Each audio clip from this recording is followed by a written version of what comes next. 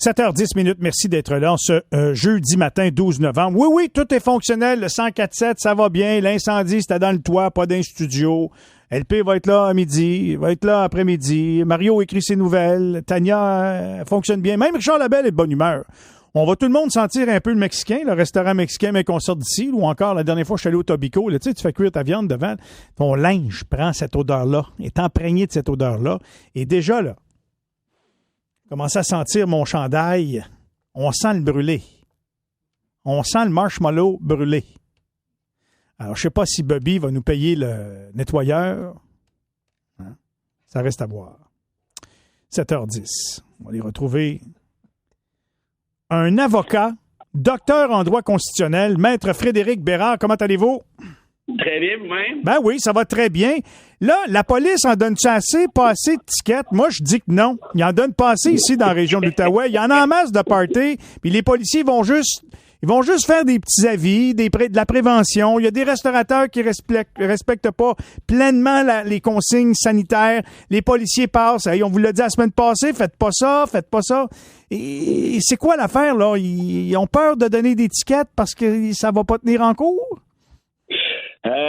Moi, je sais pas, là, je suis pas au même party que vous en Outaouais, faut croire. Non, n'est pas ici d'ailleurs, ça va bien, nous autres, on a eu 11 cas actifs hier, fermons la région.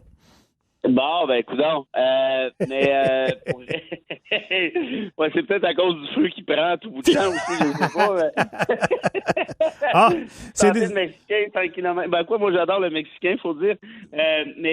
Non, faire sa part, c'est sûr que ça reste...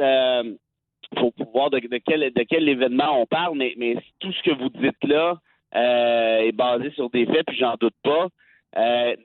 Il reste qu'il y a il y a une espèce de tendance là, qui s'est créée, puis pas juste en Outaouais. Puis ça, je pense que c'est essentiellement la faute, c'est plate à dire, là, mais du gouvernement Legault puis du docteur Arruda, parce qu'ils ont été tellement bordéliques au début, depuis le début, et depuis notamment les dernières semaines. On comprend à peu près rien de ce qui se passe. Quand ils ont proclamé le 28 jours, là, c'était au début octobre, si je fais pas erreur. Quelle mauvaise stratégie! Quelle mauvaise stratégie! Le truc des pastilles de couleurs, je veux dire, on était tout mêlés, là. En tout cas, moi, je suis encore mêlé, mais j'ai décroché. Puis j'ai essayé de suivre à partir du début mars, pas début mars, mais fin mars, disons. Et arrive un moment donné où tu réalises que ce gouvernement-là agissait à l'aveugle, avait aucune idée où s'en allait au début. Puis ça, je peux comprendre, je te le dis, là, parce que... ils l'ont admis, ils ont dit, on est en vol, puis on essaie d'arranger, d'ajuster l'avion en plein vol. Fait qu'on sait pas où on s'en va. L'ajuster, ça serait déjà pas pire. Je pense qu'ils l'ont construit en plein vol. Oui. mais pour tout ça, pour dire que moi, je leur donnais quand même une certaine chance au début, parce que tous les gouvernements, notamment occidentaux, c'était leur première pandémie. Faut s'ajuster. Tout ça, ça va. Mais c'est parce qu'arrive un moment donné où d'une part, relisez-vous, là, Geneviève Guilbeault nous disait très clairement, hey, au mois de mai, j'ai une excellente nouvelle, là. Elle nous parlait comme si on était des enfants de 4 ans, là, qui pouvaient enfin avoir un suçon, là. Hey, les amis, une excellente nouvelle en fin de semaine, là, les amis, là. On va pouvoir se réunir, les amis, ensemble, plus que 10 personnes. En tout cas, je me rappelle pas du détail. Or, j'avais vérifié, la réalité, c'est que le 20 mars, le décret, exactement ce décret-là, avec exactement ce contenu-là, avait déjà été adopté. En d'autres termes, il est en vigueur depuis 2 mois. Mais soit que la vice-première ministre du Québec l'ignorait, ce décret-là, il me semble que tu n'es pas supposé ignorer un décret quand tu es vice-première ministre, surtout quand tu es en charge de la sécurité publique dans ce cas-ci, soit qu'elle nous prenait pour des épais, ou les deux. Alors, ça, c'est un exemple. Ça, c'est un exemple parmi tant d'autres. Et donc, arrive un moment donné où vous, si vous êtes policier, là, vous savez plus. Là, je dis là, moi, j'arrête-tu pas? On s'en va-tu en cours? Moi, j'ai un ami perso là, de Mont-Laurier qui s'est fait arrêter parce que sa fille de 18-19 ans est allée le voir chez lui en week-end. Les policiers se sont fait appeler par un snitch. Puis quand ils sont débarqués là, ils disent, c'est ma fille. Ils disent, oui, mais habites-tu ici? Elle est en garde partagée. Fait qu'en partie, oui, mais en partie, non. Il n'y a pas de problème. Fait qu'ils ont envoyé une amende de 1,500 piastres. Voyons donc! Je peux pas croire!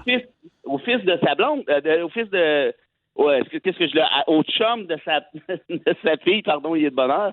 Donc tout ça pour dire qu'à un moment donné, il n'y a plus personne qui sait. Puis ce gars-là était de bonne foi. Je savais pas. Il y en a combien comme ça qui ne savent pas. Donc, si vous êtes policier, puis là, je boucle la boucle avec votre question initiale, est-ce que vous allez nécessairement écœurer le monde, sachant qu'en cours, c'est pas clair si ça va tenir, sachant que Geneviève Guilbeault n'est pas courant, sachant qu'Arruda fait la danse du pogo pendant que le monde crève en CHSLD? Peut-être pas. J'en reviens pas de cette histoire-là. J'en reviens pas. Mm-hmm. Il y a combien de personnes qui ont fait exactement la même chose dans toutes les villes du Québec? Ben voilà. Et là, on parle de sa fille, là. Il a pas appelé une prostituée, là. C'est sa fille, là, qui vient le voir en garde partagée. Il y a une ordonnance de la Cour pour ça. Mais le début de la semaine n'était pas là. Fait que dans le fond, vous, ce que vous nous dites ce matin, c'est qu'une fois qu'on a une contravention en main, mettons qu'on en aurait une, il y a beaucoup de façons. Puis je comprends qu'hier, il y avait un grand titre dans le Journal de Montréal, là, que si vous fiez ses droits de la personne pour gagner ou battre les tribunaux là-dessus, vous gagnerez peut-être pas. Mais dans le fond, ce que vous nous dites, c'est qu'il y a peut-être bien des chances qu'on puisse venir à bout de s'en sortir quand même. Il me semble qu'il y a une question de gros bon sens. Ce qui est important de comprendre, c'est que dans une société de droit comme la nôtre, là, on vit dans un état de droit, la dernière fois que j'ai regardé, il y a une des règles cardinales, fondamentales qui s'applique, et la suivante, c'est que le justiciable, vous et moi, doit savoir à quoi s'attendre. La loi doit être prévisible. La norme, ce que vous attendez de moi, de vous, ce que l'État s'attend de nous deux, là, ce soit clair. Faut pas que ce soit imprécis. Faut pas que ce soit arbitraire. Là, je pense que je viens de décrire pas mal ce qui se passe depuis le mois de mars ici au Québec. Pas mal. Vous, là, à part trouver ça de bonne heure le matin, là, une chronique à radio tous les semaines, ça vous tenterait pas? J'en fais déjà. Si vous faites ça à cette heure-là, on peut s'arranger ou un peu plus tard. Ben ça, moi. La danse du pogo, Arruda, on va y montrer à parler, ça a l'air. Comment vous trouvez ça? Ah, ben, moi, ce gars-là, je suis désolé, là, Michel, là, mais je suis, je pense, un des premiers à l'avoir écrit en avril ou en mai, en tout cas début mai. Je dis, ce gars-là, c'est une joke. C'est un imposteur.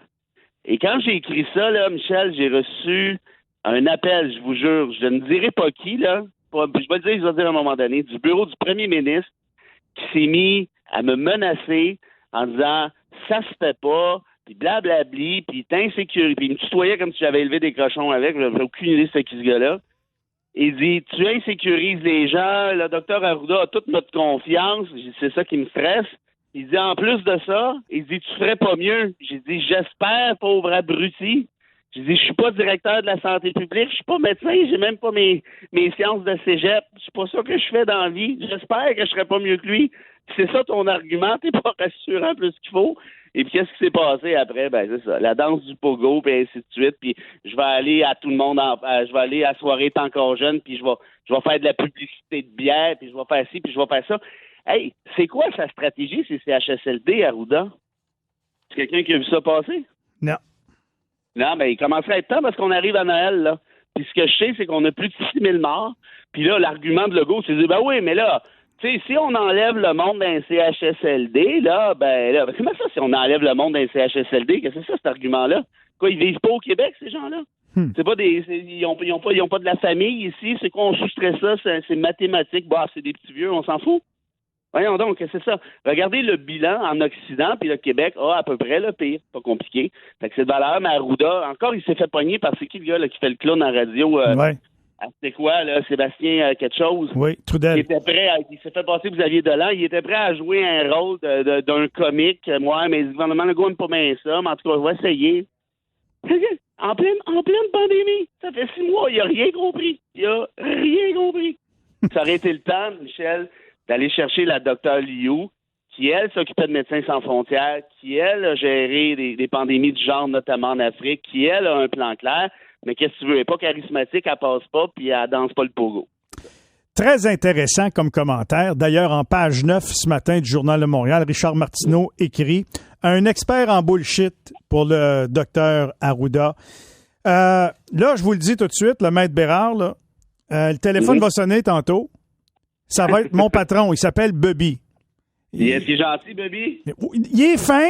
Bobby a un grand cœur, mais il n'y a pas beaucoup d'argent. Je vous le dis tout de suite. Ah bon? Ça va mal, moi non plus. Fait que moi, j'aimerais bien ça vous attendre une fois par semaine. Je vous le dis live à radio. Bobby va vous appeler pour on règle ça tantôt. Ça marche-tu, ça? Ouais, dites à Bobby que je vais le référer à mon agence, mais mon agence va se faire appeler pour faire dire oui à Bobby. Parfait. Quelque chose de même. On s'entend bien, nous autres. Merci beaucoup encore une fois. À la semaine prochaine. Salut, Michel. Bye-bye. Frédéric Bérard, avocat et docteur en droit constitutionnel.